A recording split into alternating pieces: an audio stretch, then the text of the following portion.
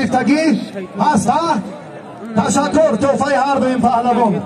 تاجیکستان و ازبکستان گلمی بالا محسن رؤوف گلمی بالا بچورا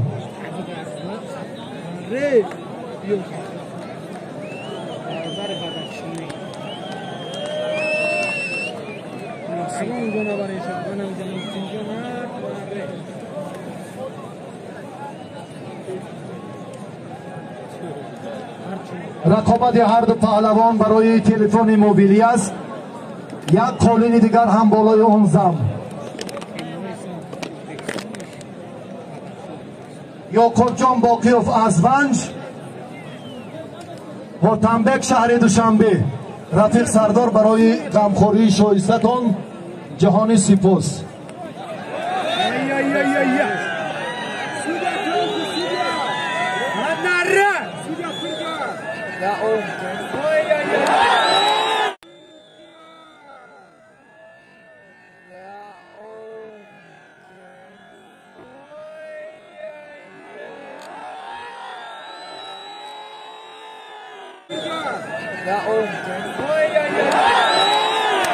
پرتافت محسن حلال هنرنمای ورزشگری جمهوری ازبکستان در دقیقه اول ثمرآور. تشکر.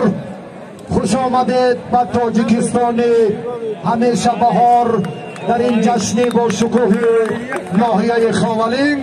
تشریف شما سرفرازی ماست. یک تلویزور 1000 سامانی توفای هر دو این.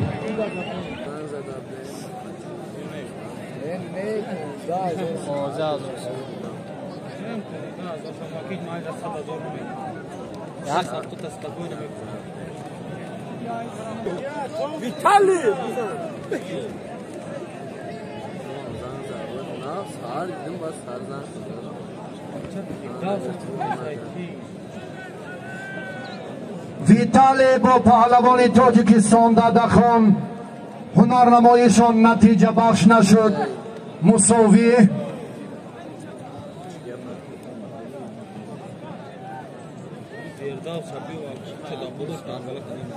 فردوس قایم مسلم غلطه